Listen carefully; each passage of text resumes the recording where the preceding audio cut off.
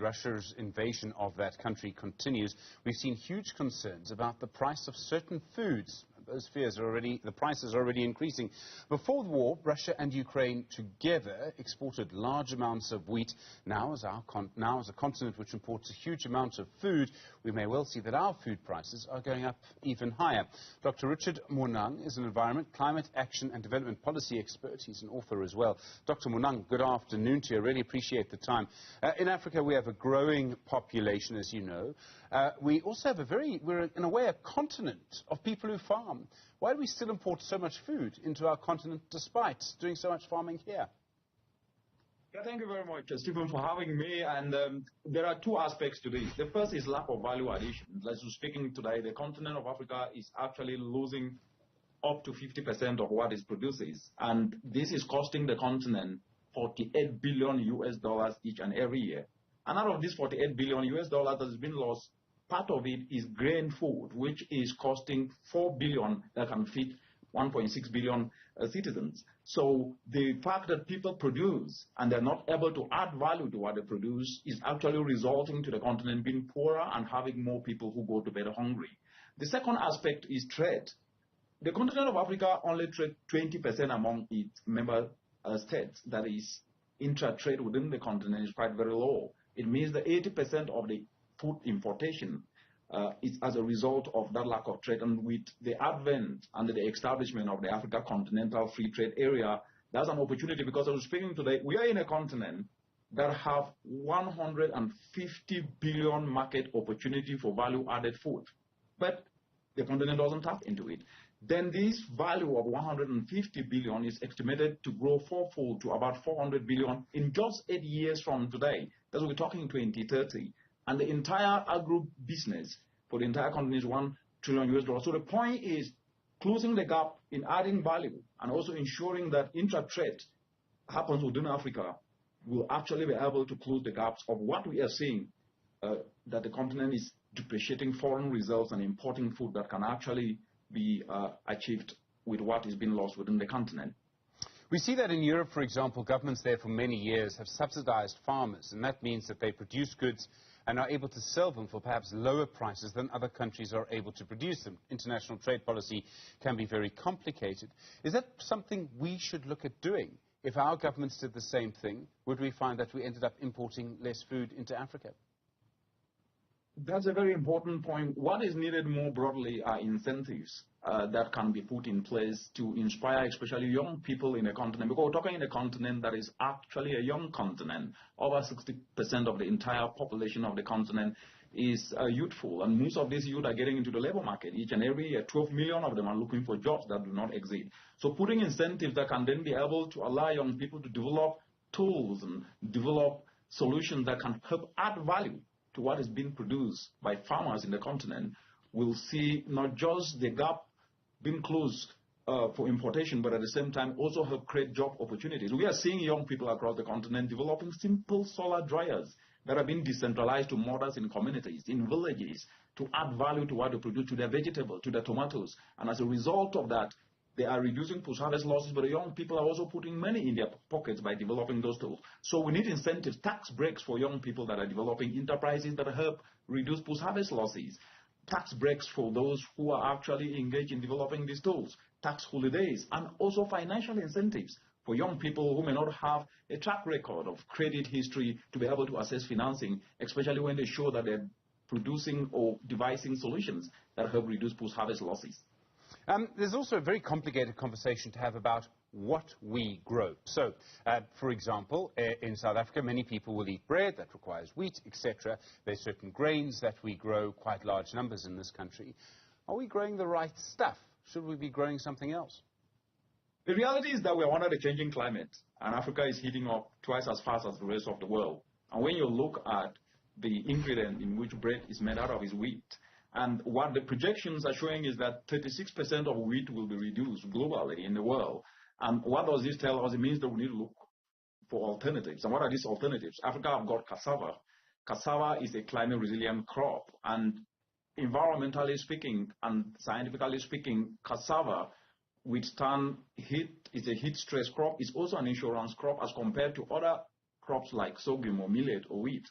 And as a result of this, because it is a climate resilient crop, it can then be able to replace wheat. And we are seeing examples across the continent where in Nigeria, for example, they develop a policy called cassava bread policy, where 20% of cassava has to be put into any bread that is being produced. And as a result of this, it stimulated opportunities to reduce wheat importation and at the same time also ensure that at least a crop that is climate resilient is going to strive under the changing climate can actually be leveraged. And more importantly, cassava can produce up to 300 different variety of products: cassava bread, cassava flour, cassava beer, cassava. The leaves are nutritious and can be used by communities and families, and even used as animal feed. So ignoring this crop, and I use the word ignoring guardedly from the perspective that it's not being utilized in a continent where we have 500 million people who actually eat cassava, then we're missing an opportunity that can actually help to reduce these shocks that we're seeing happening already.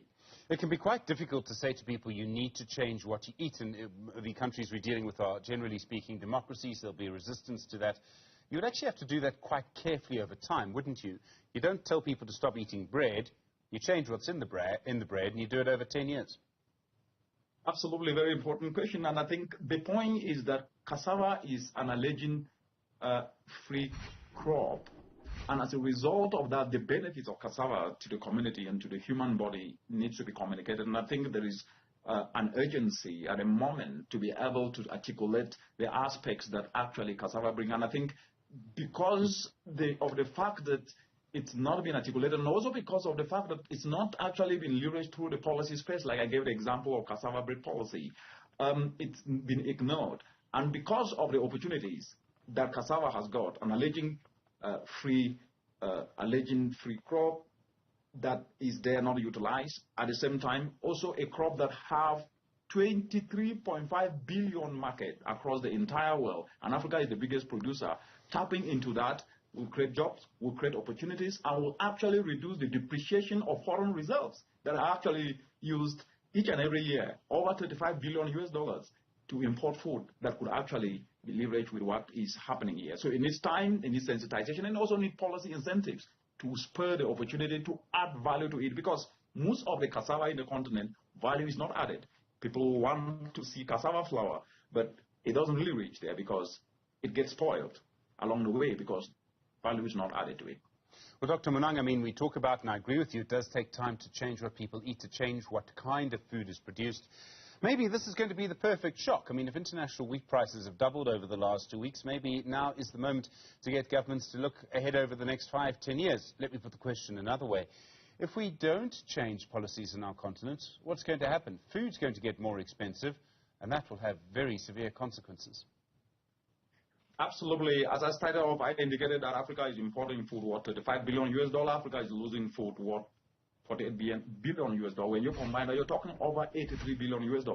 Now, we're seeing shocks across the globe. It's not just wars. We're also seeing climate change that is impacting the entire world. We are seeing emergencies like COVID-19. So the point is, the continent needs to look for what can actually be able to address the challenges it faces and how it can then be able to reduce the depreciation of foreign reserves in importing food especially, and therefore leveraging on already what is within and the crops that have proven to withstand stressors like the changing climate and also have the opportunity to spur more opportunities become the norm. And what is needed is tapping into people's abilities, especially the young people, retooling their skills so that they can actually be tailored towards devising these solutions, and then restructuring the educational curriculum and integrating vocational courses that actually focus on devising solutions to these aspects of adding value and reducing post-harvest losses.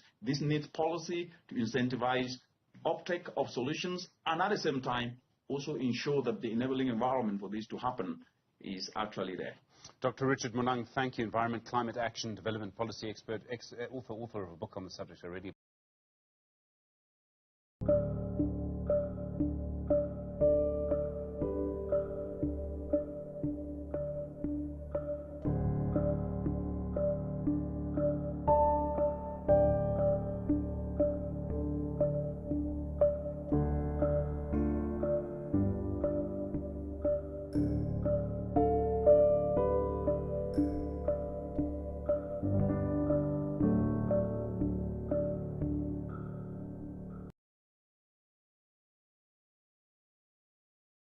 things.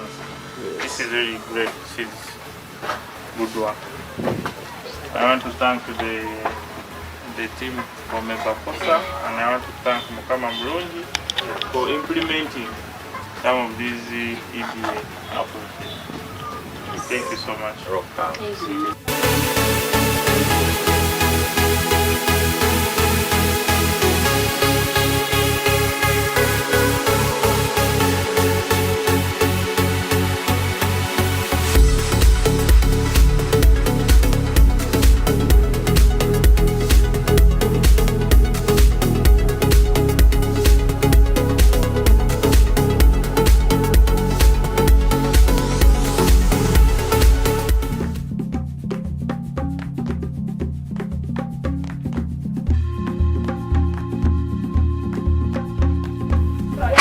Some of the groups we have trained, they are very saving and good associations.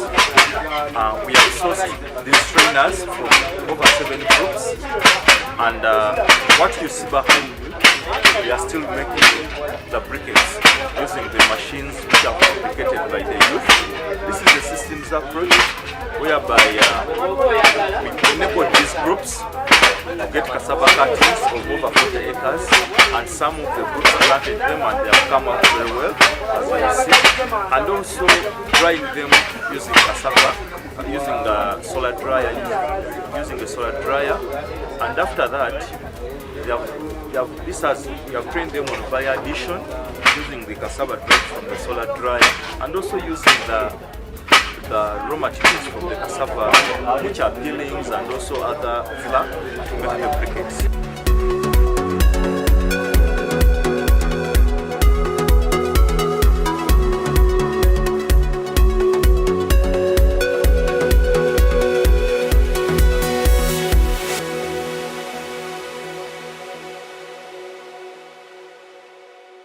My name is Sebunya Fred, a member of CBS Pewosa Kakoma. We are glad to receive you, and we are happy with our solar dryer. So we have seen a difference between cassava which has been dried on the ground and this which we are drying from the dryer.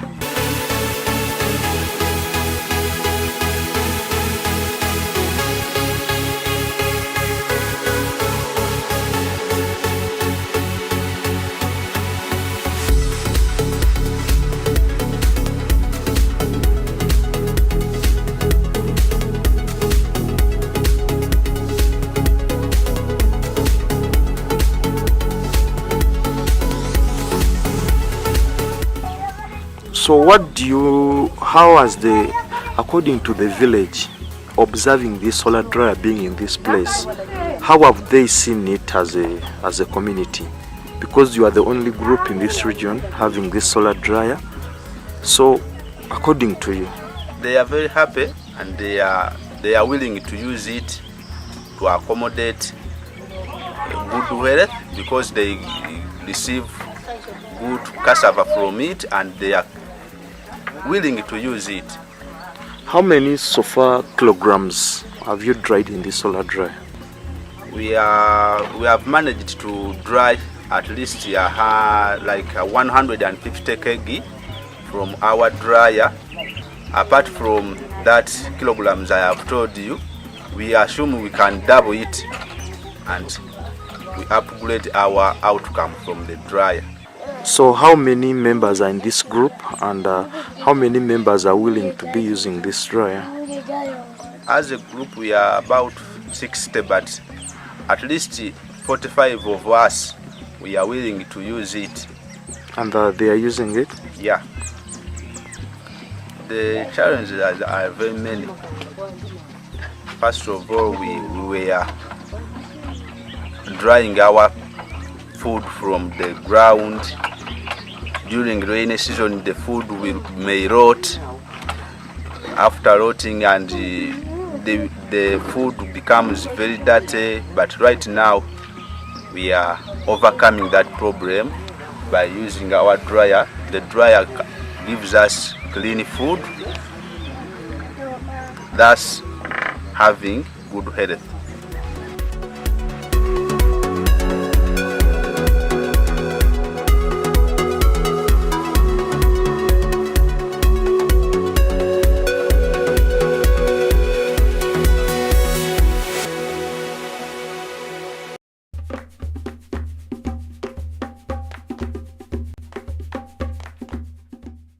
Today, we have come to Kakoma Women and Men Group. This is a group located in Gomba district, and it's serving with CBS Pewosa Cooperative.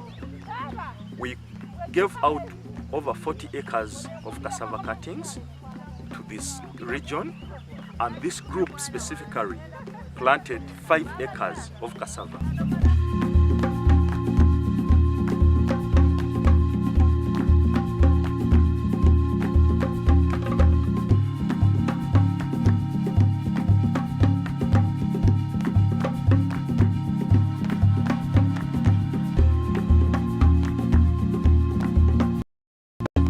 These 5 acres planted, we trained them on ecosystem-based adaptation approaches. We trained them on how to keep this cassava and also disseminate the cassava cuttings to other members of the group and also other village saving allowance association. Some of the ecosystem-based adaptations trained to the members were intercropping cassava with cowpeas, with beans, with maize. But this group chose cowpeas, whereby this has enabled them to harvest over 100 kilograms from this garden. We made sure that we trained them on how to plant. That if you see what is here, what they planted, this is a plant, and also this is a plant. So the meters 3 by 4, it has enabled this to catch up. If you see the soil here, it's a bit wet. If you see where this has not happened, it's a bit dry and the soil is dry. So in the 7 to 8 months, the whole garden is going to catch a bit like a small forest, whereby the sun can't penetrate to the soil so that the water can evaporate, and this will enable this cassava garden to look green, and also to reduce on the cost of weeding, because they are going to weed. They have weeded only 2 times and they will not weed anymore. The next time maybe they will just picking a few weeds around in the garden. You have also trained them on how to prune the cassava, because if the cassava, due to the EBA approach of using organic manure, the forest has cut earlier, and also the branches are many. So when you reduce on the branches, this enables the roots to remain with the food to eat enough, because the cassava will not feed in this other part. So you have pruned, and it is not time for the canipo to catch, also the small forest of the cassava to catch in the garden. So we have trained a number of activities. Remember, this group has a solar dryer. This cassava is going to be dried using the solar dryer. They have been having a challenge of having enough of cassava. The cassava has not been enough, and since they have their 5 acres, this is going to be a rapid drying using a solar dryer. The cassava they are sourcing is from their individual gardens, and most of the cassava is dried. And also the cassava cuttings, which are going to be got from this garden, they are going to be given out to other members in the group to also plant on their individual farms, and also give other village saving allowance association. This is going to be a systems approach, and also the solar dryers, using the solar dryer to dry, in order to reduce the post-harvest losses which happen during harvesting until the market buy. We have also looked, if I show you one of the leaves of this cassava, it's very quite good, looking green. We have moved around the garden. We have not seen any signs of brown stroke disease, of cassava mosaic, meaning one of the ecosystem-based adaptation approach trained to these people, the group of Kakoma, was planting quality cassava cuttings which are free from the disease, good, early maturing, and also drought resistant. This place is in nearing a cattle corridor. The sunshine is hot, but you see everything is green. due to the EB approaches we have brought to this community. My name is Sebunya Fred, a member of CBS Pewosa Kakoma. As a group, we've managed to plant this cassava plantation, so we are glad that it has shown us enough example of which we were told by the coordinators of Ebafosa. So we managed to plant cowpeas from this garden of cassava, and today we have learned about pruning, and we've pruned our cassava. We are glad that this cassava is of a good variety which is disease free. So we thank Ebafosa.